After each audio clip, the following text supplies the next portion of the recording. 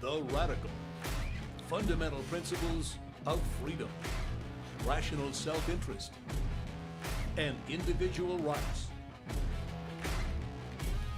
This is the Yaron Brooks Show. All right, everybody, welcome to Yaron Brooks Show on this Monday, November 6th. I hope everybody is looking forward to a fantastic week. You had a great weekend and are ready for a bunch of Yaron Brooks shows. Well, maybe not a bunch this week as I am traveling. I hope to see some of you tomorrow at the University of Illinois, Champaign, where I'm giving a talk, and then on Wednesday at the University of Chicago. I'm not sure if that's open to the public or not. And then in Utah on Thursday, and then in Denver on Friday. I know that one's not open to the public. So, but I hope to see some of you anyway, because some of you might be participants in the program where I'm speaking in Denver. So who knows? And I know that some of you I will meet in Denver anyway. All right, let's see. Just to remind you, the Ironman Institute is a sponsor of the show. They are currently looking for applications, scholarship applications for their conference in Amsterdam in March. They're looking for people interested in studying Ayn Rand in depth and ultimately, hopefully, in joining the Ayn Rand University. All expenses paid, scholarships are available. You can find information about that on, where is it? AynRand.org/start here. Link is below and in the description. And there was one other aspect of that. Yes, I'll be speaking there. I'll be in Amsterdam, so we can hang out in Amsterdam. It's a great place to hang out. Anka Gata will be there, and Nikos will be there. Airfare included, airfare, hotel, conference fee, the whole shebang. For those of you serious about studying at Ayn Rand, you get, potentially, all expenses paid. All right.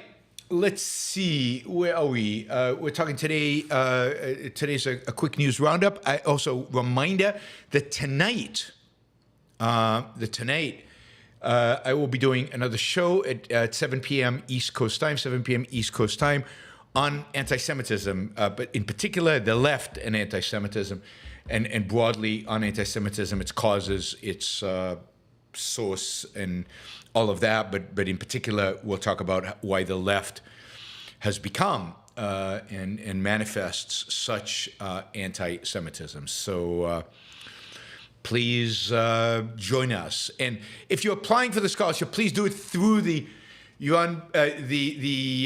AynRand.org start here, because then they'll see that my pitching it on the show is helping, and they'll continue to sponsor the show. So we have to show them that they're getting a benefit, right? All right. Yes. Let's start with domestic politics. A bunch of polls came out this morning, or over the weekend, really, with regard to the 2024 presidential election. And, they basically show, the polls show across the board that Biden is struggling, really struggling. People don't like him. Even Democrats don't like him. Whoops, what's going on here? Something is not working.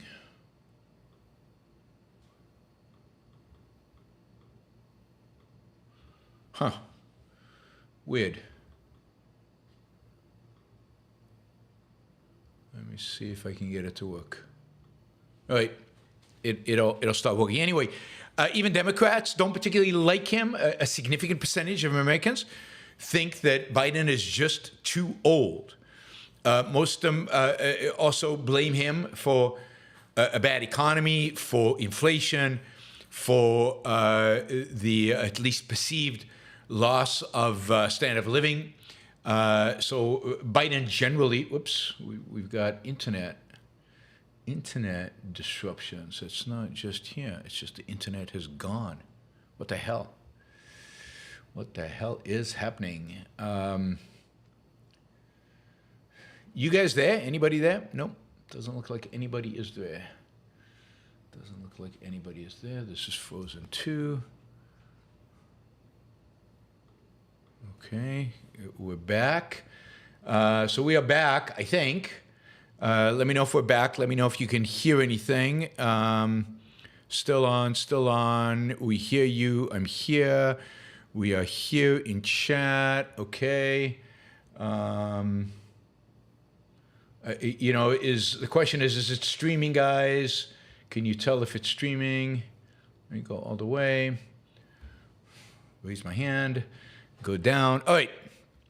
Just a momentary disruption. It felt like it was much more than a momentary disruption. Anyway, I closed. It closed a bunch of windows on me. One second. Let me just regroup here 1 minute and go to history. There we go. All right. So as I was saying, Biden is too old. The number of people saying he's too old, 42%, plus 42% more people say he's too old than he's not. So, really struggle. In a question, do you think Joe Biden's policy have helped you personally or hurt you personally? Hurt, plus 17%. 17% more people think he hurt them than otherwise. Under 30, Biden is still wins, if you will, but only by 6 points. He can't win a general election if he's only beating Trump or whoever by 6 points in the under 30. That is his constituency. That is the group he relies on, he depends on. He needs to... he needs to win that by double digits. Otherwise, he can't win. With old people, Trump beats Biden easily, among older people. So he can't make it. Hispanic voters, Biden is beating Trump by 12 points. But he beat him by a lot more than that in 2020. So Trump keeps picking up. Between 2016 and 2020, Trump picked up a lot of Latino votes, Hispanic votes, and now he's picking up even more of those points. And by 24 points, the most important issue to everybody is economics, and they think that he's done a poor job on economics. What's interesting, though, which hurts Republicans, but might not play into the presidential race, but could play into House and Senate races, is by 31 points. By 31 points. Americans favor having abortion legal. That is, should abortion be legal? 31 points, which is a huge advantage that is pro keeping abortion legal. So that is going to be an issue that will continue to hurt Democrats, even if it doesn't hurt Biden specifically, in a contest versus Trump. It would be interesting. It would be interesting if Trump won, and it would be interesting. It would be a disaster. But if Trump won and the Democrats won the House and Senate, or at least the House, and kind of put a veto on much of what Trump was doing, but we'd have. It would just be a zoo. It would just be a zoo if that actually happened. Anyway, these polls, the polls show. Several polls, not just two big polls, show Trump leads Biden in 5 critical states and 5 states that Biden won in 2020. Trump is now leading him in those states. Now, we're a year away from the election. Anything can happen in that year. But the reality is that, Trump is beating Biden pretty much across the board, and he beats him in Nevada by a lot. He beats him in Georgia, in Arizona, in Pennsylvania, and in Michigan, and they're basically tied in Wisconsin. So it really does look like right now, if the election was held right now, Trump could beat Biden. Unfortunately, the real sad thing about this is that polls like this will just strengthen Trump's position in the primaries. Because the big argument not to vote for Trump in the primaries is that he lost to Biden already once. And Nikki Haley seems to poll even better than Trump versus Biden. and so does DeSantis. But if these polls hold up, then that argument goes away. He can convince people that he can beat Biden. I still think that if everybody who is against Trump actually goes out and votes against Trump, that is for Biden, not because they support Biden, because they dislike Trump, I think Trump loses. But given how much people dislike Biden, I think what mainly happens is a lot of people stay home.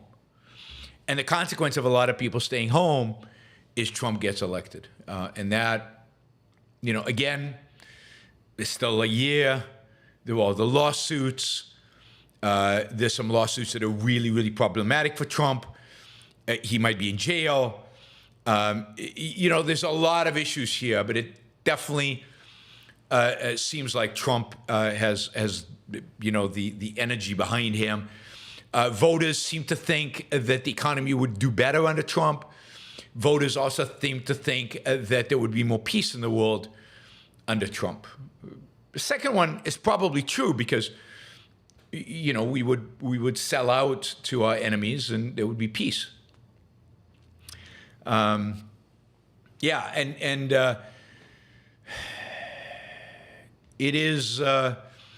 is interesting how the uncertainty in the world right now and Biden's real challenges are hurting him. And of course, one of the things that's going to hurt Biden, and this is a real challenge that he faces around the Israel-Hamas war, is that right now his position is alienating Arab Americans who are a significant voting bloc in places like Michigan, which he needs in order to win.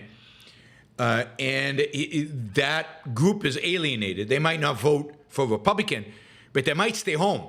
And in Michigan, in a close election in Michigan, that might be the difference between Biden winning and Biden losing. But he is also alienating, and not so much him, but the Democratic Party as a party is alienating the Jewish vote. And God, Biden needs the Jewish vote in order to win in not just Michigan, but in Georgia, in a number of different places. He needs the Jewish vote. But he is probably, the Democratic Party is alienating. Now, whether they will still vote for Biden and maybe vote against Democrats down ticket is hard to tell. The squad now, the far leftists, Democrats are all going to have challenges in primaries, in the Democratic primaries. They're all going to be challenged by other Democrats. There's a real movement to try to get them out of Congress. We'll see. The districts are far left, so they might actually win. But there is a real challenge now, and this is a longer-term phenomena that I'm sure we'll talk about in the future episodes. There's a real challenge right now to keep the Democratic Party together. This is the topic on Democratic Divided, which should have been next to the Biden versus Trump, but I stuck in the end. The reality is right now that, the Democratic Party is being torn apart by not only by Biden's age and by Biden's incompetence and by, the economic numbers, but what's really tearing it apart right now is the war between Hamas and Israel. There is a significant pro-Palestinian group within the Democratic Party. They are outraged at the rising death toll in Gaza. On the other hand, many liberal Jews are furious that so many progressive Democrats aren't more outraged by the slaughter of October 7th. Within the DNC, we've had 300 employees sign a letter asking their boss to demand a ceasefire. A junior State Department Foreign Affairs officer has sent a massive internal email to organize a dissent cable on the administration's Israel policy. So there's real dissent within the administration. More and more every day, Democratic House members are coming out against Biden's policy, pro-Israeli policy. We've got at least 5 of the liberal House members, this is a squad I told you about a minute ago, who are going to face primary challenges. That's Ilhan Omar, Rashida Tlaib, Corey Bush, Summer Lee, and Jamal Bowman, to a large extent because of the Israel stance that they have taken. The money on the pro-Israel side is pouring in.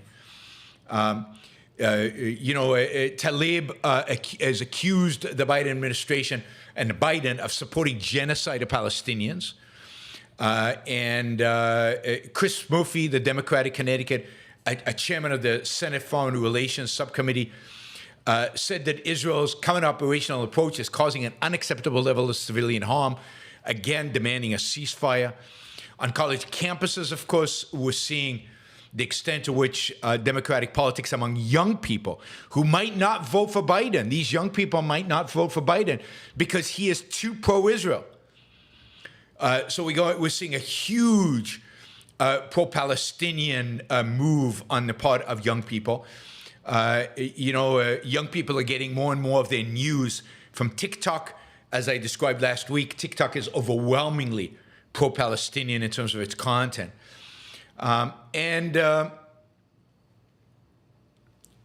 It really does look like this is going to be an issue that is going to have real electoral power, is going to really hurt Biden, and it's going to alienate the party. This is a significant issue right now that's splitting the party really in significant ways.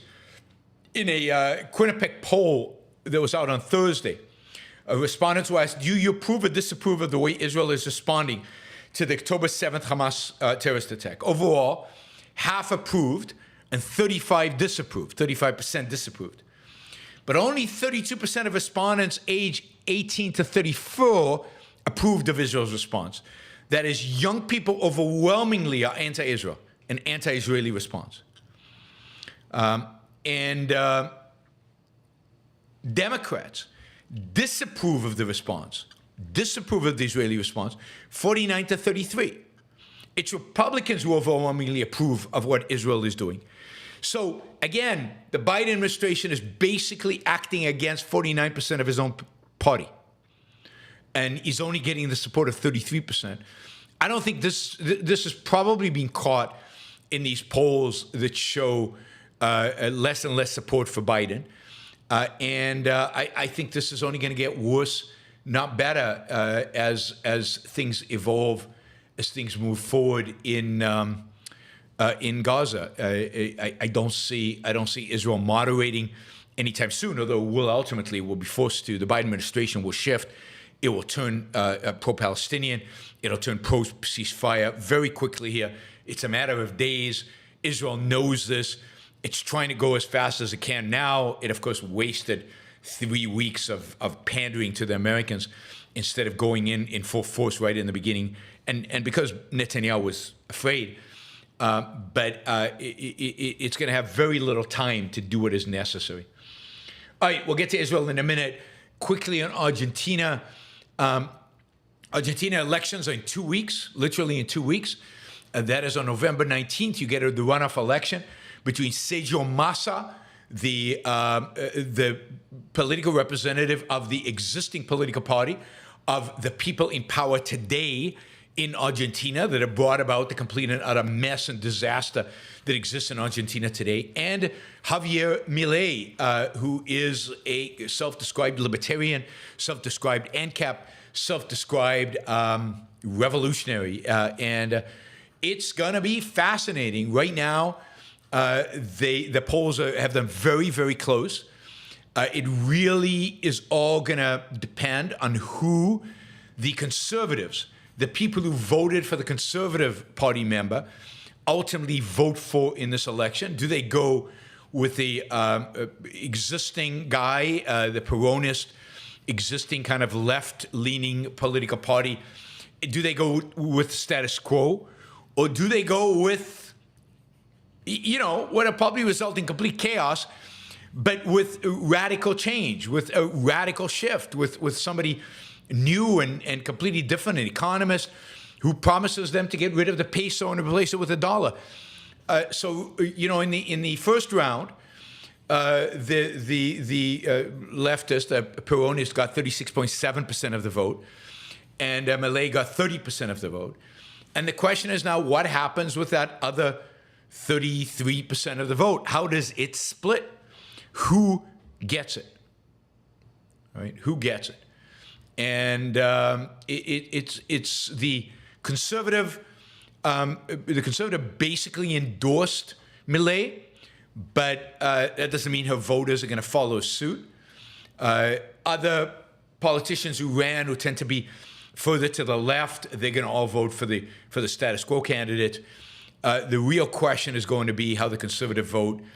It was a significant voter bloc, and anyway, and turnout will matter, and who votes. Milei is a huge favorite among the young. He gets 54% of the vote among 16 to 35-year-olds. He does very badly with 56-plus-year-olds. Again, it is the young who are willing to be radical. It is the young who are willing to make dramatic changes. The old are status quo biased. Although you would think that the old know how bad things have been in Argentina for how long and would be open for some dramatic change. What have they got to lose? It's not going to get worse than it is now. It's interesting, though, because while the old prefer the status quo candidate, a significant number of them, about 20% of them, basically saying they're not going to vote. Right? So they're not happy with the existing candidate, but they're not willing to be radical either. 12% say they haven't decided yet. But with the young, Milei gets well over 50% and is solid.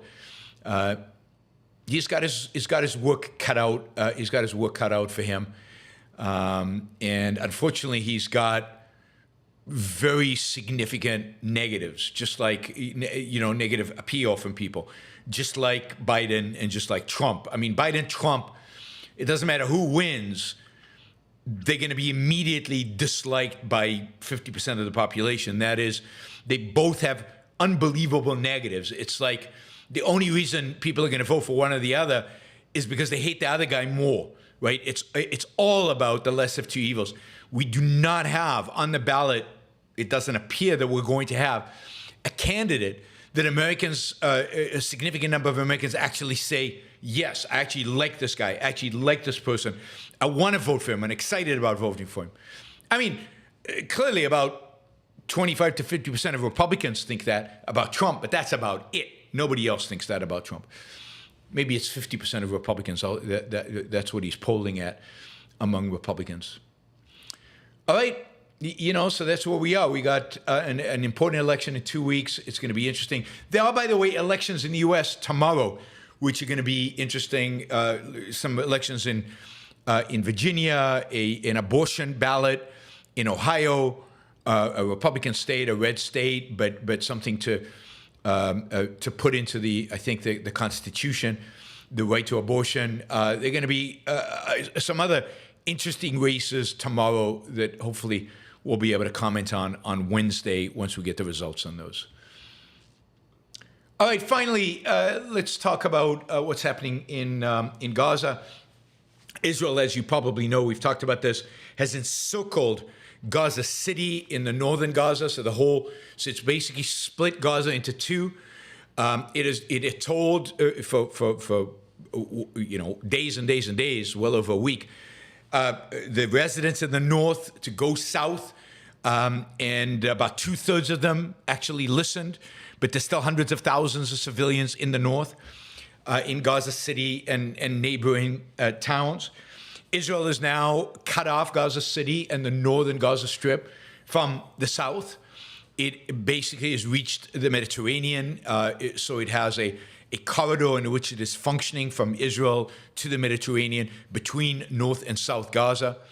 It's also taken over significant amount of territory in the north of the Gaza Strip, and is slowly moving into more and more built-up areas, slowly moving into areas in which it's going to have to, engage in very close combat. That combat is already happening.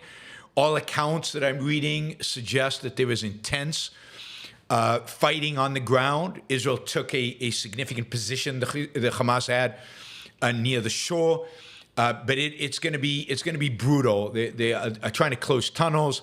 They're trying to collapse tunnels. Also, overnight, the last 2 nights, we've seen some of the most intense bombing of Gaza City since the beginning of the war. Hundreds of targets are being hit and destroyed. Again, the consequence of this are going to be a lot of civilian casualties. As this happens, you're going to see more and more and more and more pressure on Israel to stop, to cease fire, to withdraw from the Gaza, to negotiate something. And Israel, at some point, will be unable to resist. That is my prediction. So far, they're trying to buy as much time as they can. Now, I don't think they have to capitulate. I think they could do what's necessary. But I think knowing Israel, knowing Netanyahu, knowing the people in his government, he will capitulate. He will capitulate to the West. And there will be a ceasefire at some point. The question is, how much can Israel do before that? Anyway, they are collapsing tunnels, destroying tunnels. They are moving into Gaza City. There will be more intense fighting, more significant Israeli casualties as the days progress here. There are already over 30 Israeli soldiers have died since Israel entered the Gaza Strip. So we will see what happens in the days to come. But this is a very urban warfare. Urban warfare with tunnels is a very, very difficult warfare, and it's very, very bloody warfare, and it's going to be very, very difficult for the Israeli Defense Forces to move forward and to achieve all its goals, particularly given the intense pressure it's under to preserve civilian lives, not to destroy civilians. So to play by the so-called rules of war. So we will see how it evolves, and again, I will keep you updated. Some additional things. There have been some clashes between Palestinian terrorists in the West Bank and Israeli forces. Israel has killed a number of Hamas operatives in the West Bank, and on the West Bank there continues to be, fighting. Nothing too dramatic, and a lot less than what I think were some of the worst fears. Iran, of course, and many others have called on the West Bank to rise up against Israel. You're not seeing an uprising. Most of these battles are Israel venturing into heavily populated parts of the West Bank to capture or kill Hamas or other terrorist operatives. It's not a consequence of some kind of uprising on the West Bank. That is not happening in spite of the calls. On the northern front, it seems like there is some escalation. Hezbollah is more aggressive, or at least it's not clear if it's Hezbollah or it might be elements of Hamas that are in Lebanon that are more active. Just about 2 hours ago, the 30 missiles were launched out of Lebanon, basically targeting. But this is reality. Basically targeting my parents' place in Haifa. I don't think they quite made it to Haifa. They were all really knocked down, and I'm not sure they made it that far south. But they were also all in that direction, basically, of where my family lives. My family lives on the side of the mountain, ultimately facing Lebanon. So it would be in direct sight. But they launched about 30 of these. Israel used both the Arrow and the Iron Dome to knock those down. I haven't seen any reports of damage or casualties as a consequence of this, but of course those reports lag, and this was literally breaking news before we talked. It does seem like Israel aircraft, artillery, and tanks are basically attacking Hezbollah positions inside the Lebanon in response to the rocket barrage.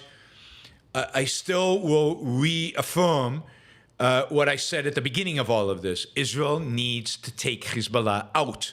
They cannot just wait and do it on the terms that Hezbollah wants.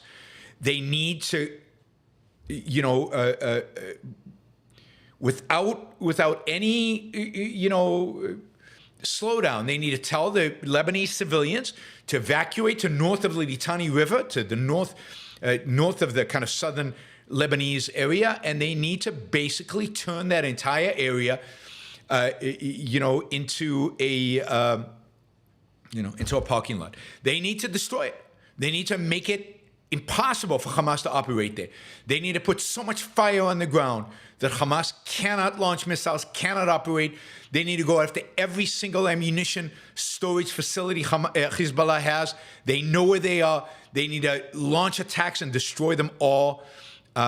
Yes, again, civilians will be hurt.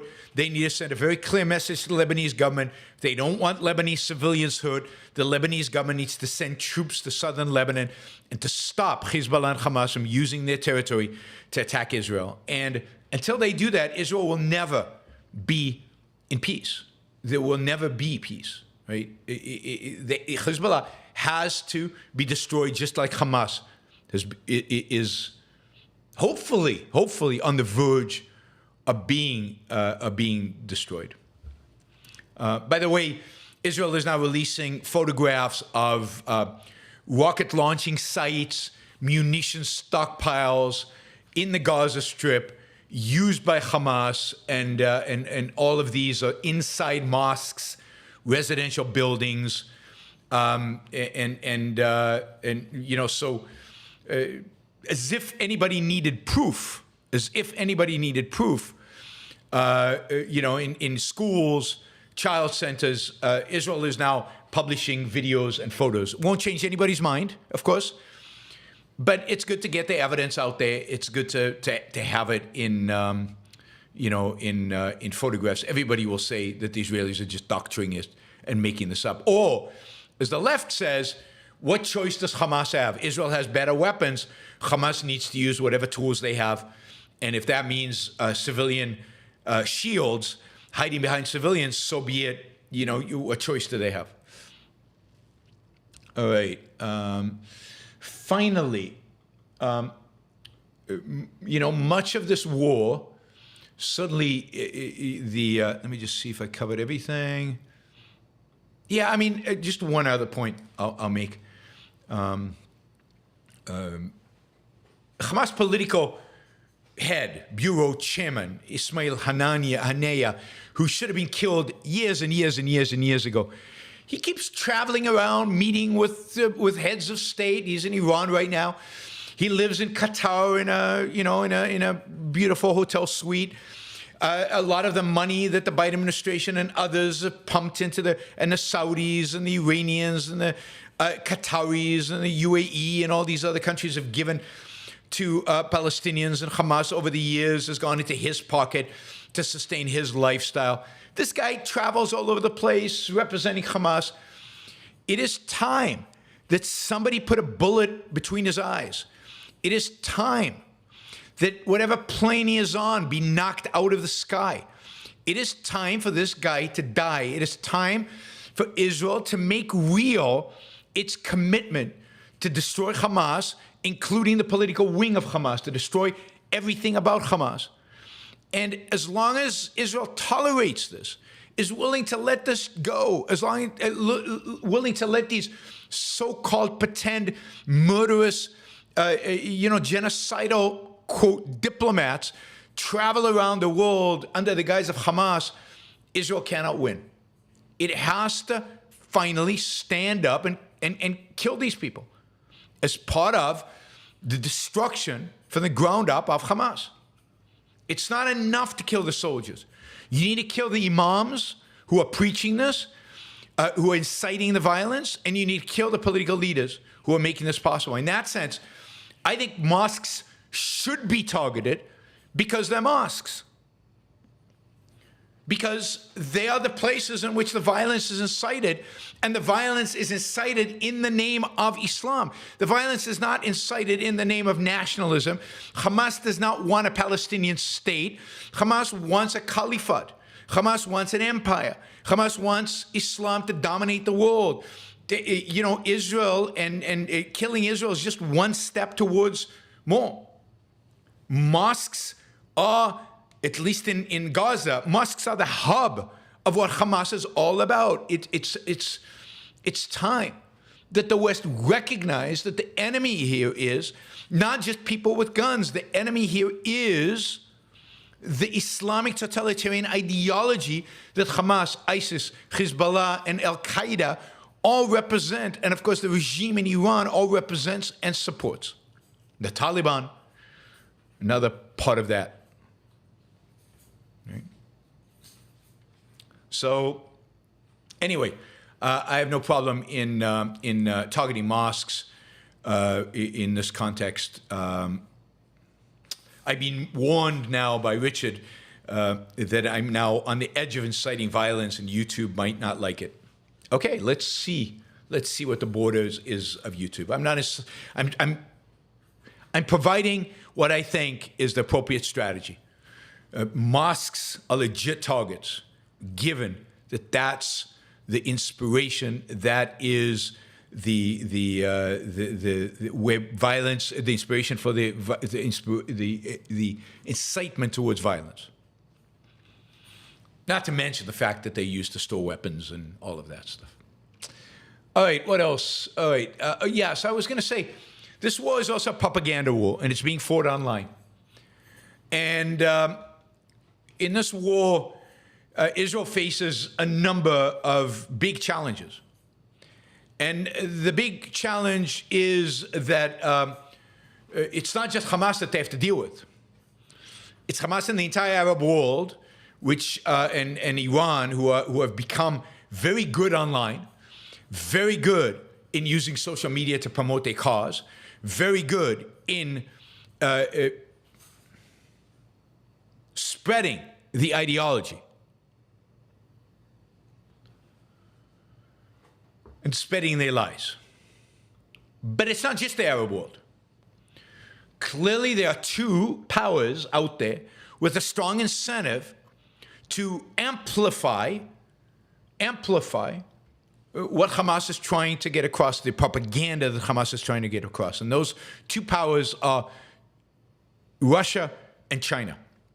And Russia and China are, responsible for a massive deluge of online propaganda and misinformation.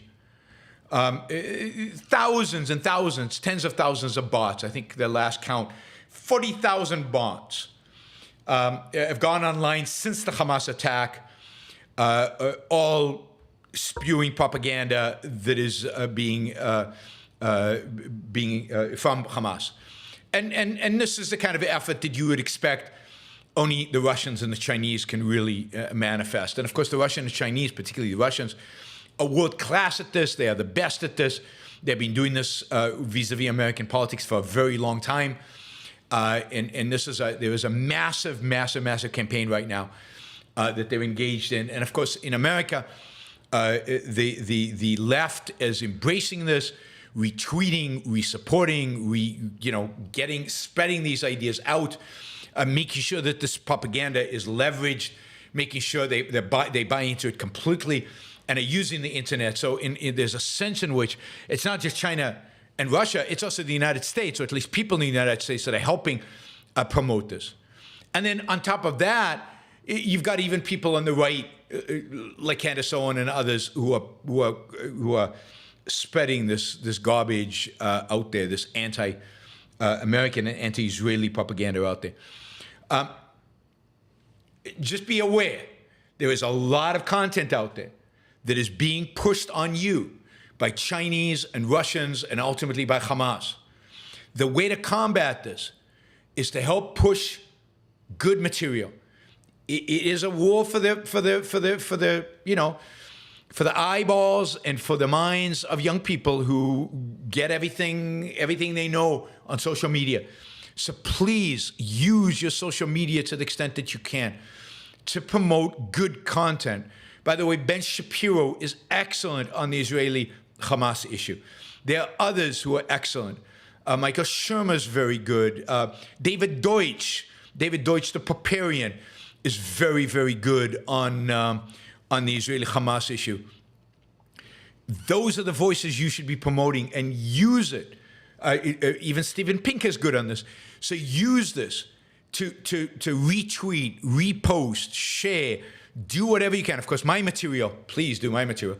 But repost it and share and get it out there, because it's really, really, really important that we counter the propaganda that the left and some elements of the right are reinforcing that is coming from Hamas. Of course, the other party that is constantly reinforcing Hamas talking points are our good friends, the libertarians.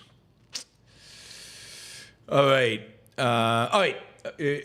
Cool. We're only about $50, $49 short of our target. We've got about 119 people watching live, so it shouldn't be that difficult to get to our target fundraising. But more important than that, please consider subscribing if you can. Please subscribe to the channel. Also, like the show before you leave. Give it a thumbs up. Doesn't cost you anything, but it helps a lot with the algorithm.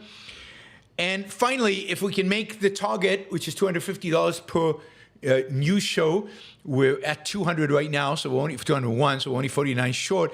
That would be great, and you can do that with stickers or with super chat questions. Happy to answer any questions on any topic that you might have. Don't have a lot of time today, but feel free to ask questions, particularly if they're $20.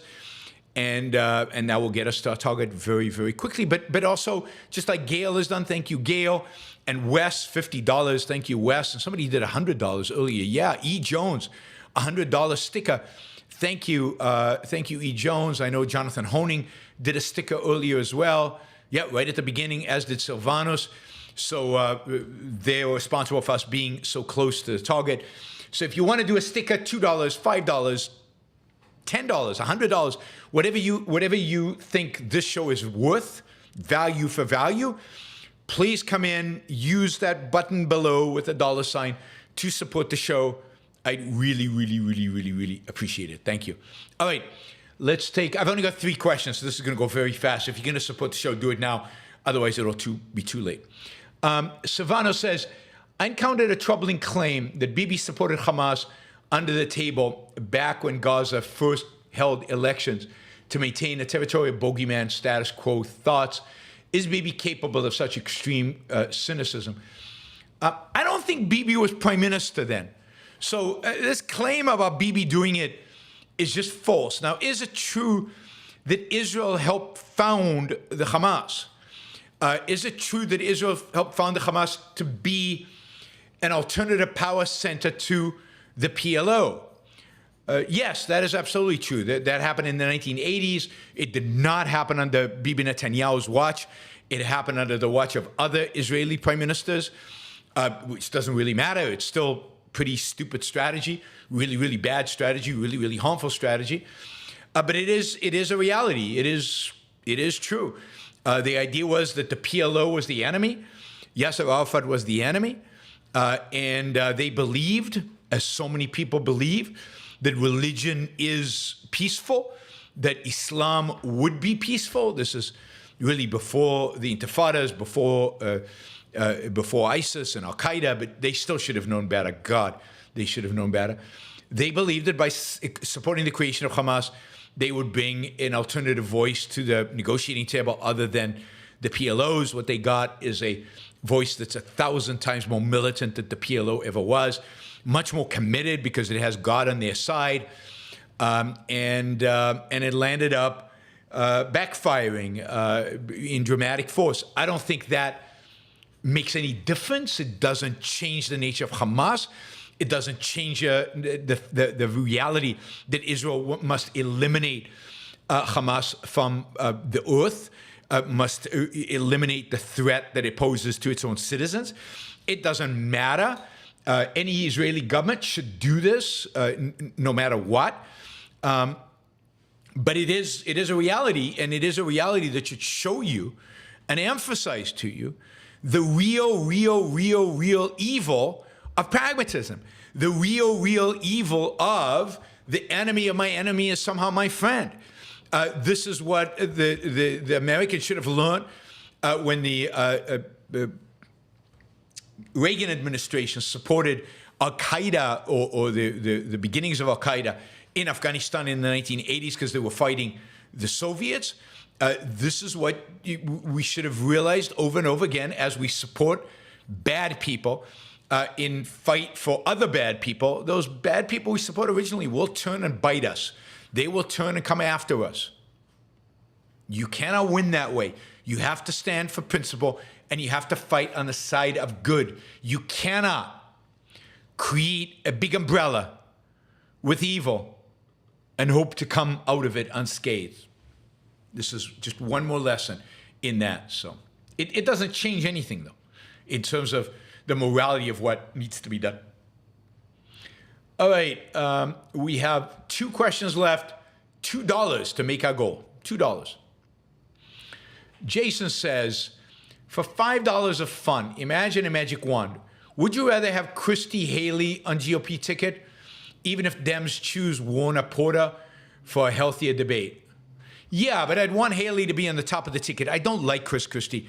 And once Chris Christie, stops, once Trump is gone, this is a fantasy after all, then there's no need for Chris Christie. Chris Christie's only function is to serve as an attack dog on Trump.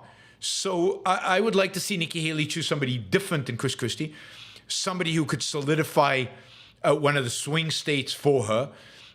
Maybe somebody out of Georgia, maybe somebody out of Michigan, maybe somebody out of Arizona. Hard to exactly tell, but I don't think Chris Christie helps her, and she's she needs to get somebody who is at least perceived more conservative than her, and is from a swing state that he needs to have to capture. So I'm hopeful that it's Haley and somebody in this disaster, and yes, that would be a much healthier debate.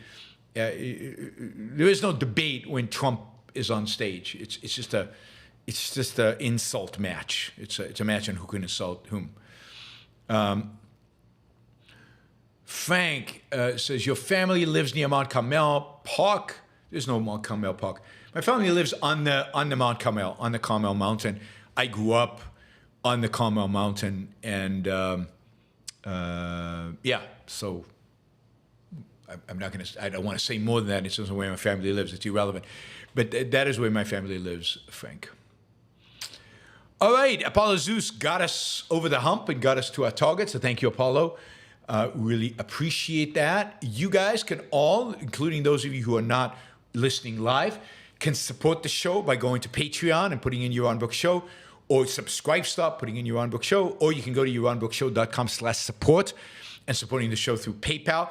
You can do a one-time gift. You can do a monthly gift. Those are ideal. Or you can join us tonight at 7 p.m. where we'll be talking about the left and anti-Semitism. And that'll be an opportunity to re-engage on the Super Chat front and support the show through that. Okay, Andrew came in with a quick question at the end here. What do you make of the strange accusation that you're religious? Do you think your emotional expressiveness is being associated with mysticism?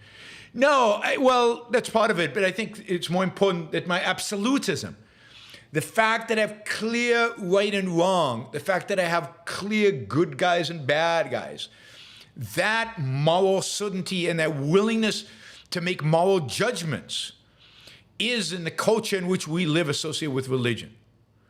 And they think I'm just mouthing Ayn Rand as if Ayn Rand had something to say about every one of these issues I talk about. I mean, most of them she did not, but it's my interpretation of her philosophy.